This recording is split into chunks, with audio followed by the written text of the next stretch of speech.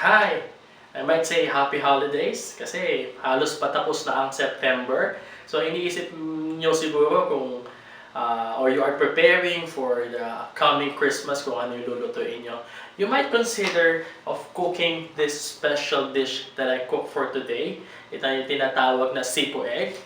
Kilala to sa bandang Pampanga, Bulacan, Bataan. Yan, ito ang niluluto namin during special occasion. Napakadali lang lutuin ng ulam na ito. Ngayon, papakita ko sa inyo kung paano lutuin ito. Tara, samahan niyo ako sa kusina.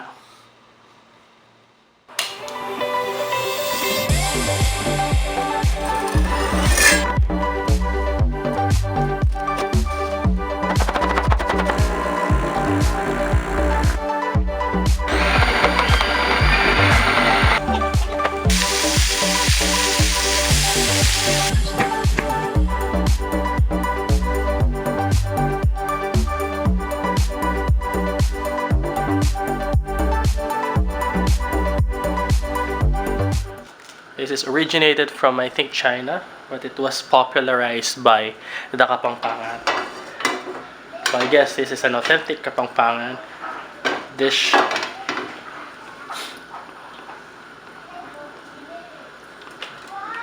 It's just a simple dish which you can cook every day. Meron akong mixed vegetable. I'm a big fan of buying mixed vegetable kasi it's so easy to use and it's easy to cook. And it's healthy. Okay, let's start. So lower the heat. So makapag-gisa tayo.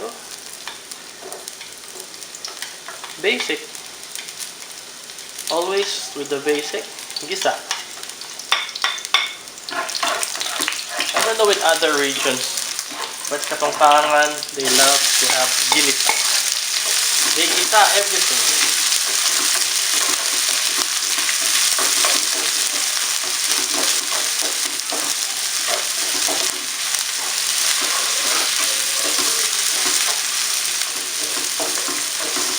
That is the sound you wanted to have. So, bawang sibuyas lang. Bawang sibuyas. I think kung ita-time ko to, I can cook this in 10 minutes. Maliban lang yung preparation. Preparation is just yung pagkat lang ng vegetable. Pero I think makukuha naman lahat in 10 minutes. So, I would call it Sipo Egg in 10 minutes. Ilalagay ko tong carrots. Yung mixed vegetable may carrots na, pero this is fresh.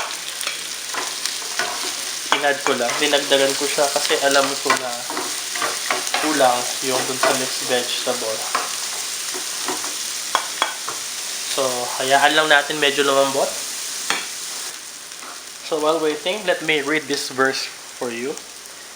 Luke 6 verse 36. Therefore, be merciful, just as your Father also is merciful.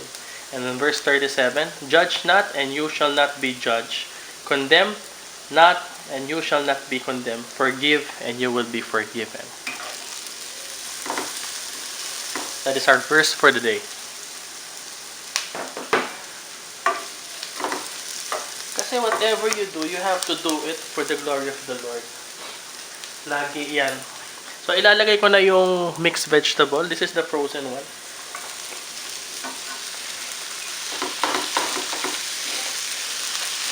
Yung original Kapampangan nito, mayroon siyang singkamas. So, I'm here in Middle East. Walang singkamas dito. Kaya, hindi ko na siya nalagyan. Minsan, nilalagyan ko siya ng pwedeng potato. Gano'n. Dami, oh. Pwedeng patatas. Siyempre, asin. And pepper. So, maglalagay ako ng konting sesame oil. Actually, yung original neto, later on, I will be putting cooking cream. Yung original neto, wala naman cooking cream. So, alam mo naman yung mga Kapampangan, mahilig mag-experiment. So, binigyan nila ng cooking cream. Also, I will be putting cooking cream. Ayan, cooking cream.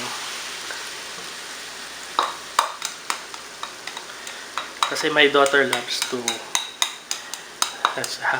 have this cream. So, she likes vegetables, by the way. Hayaan lang natin siyang mag-simmer. Okay. Add na po natin yung liver. It's a pre-cooked liver. Niluto na natin para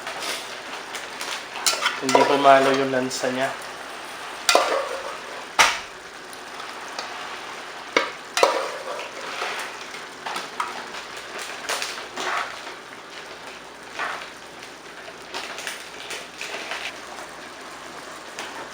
After the liver, we'll put our eggs.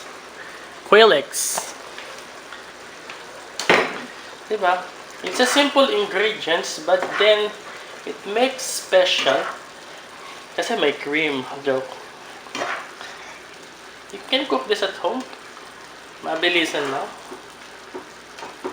I pre-cooked while I was cooking the vegetable. I already pre-cooked the eggs and the liver, so we can save time.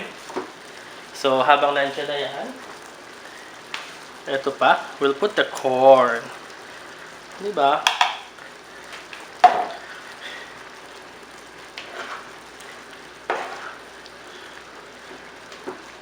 Sa Pampanga, you would usually see this during special occasion like Christmas. Kaya pag pumunta ka sa bahay ng nililigawan mo, may ganito. Ibig sabihin, special pa. Diba? So, this is good. Hintayin lang natin uminit yung eggs at saka yung corn. So, meron na kayong handa sa Pasko. So, ilista mo na, Sipo egg. Okay. So, let's taste.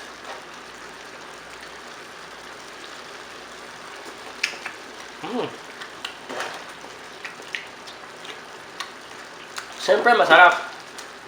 Hindi ba natin pwedeng sabihin hindi masarap? But honestly, it's delicious. It's a Gordon Ramsay standard. Imagine Gordon Ramsay would cook this. So, if he is watching today, he can copy my recipe.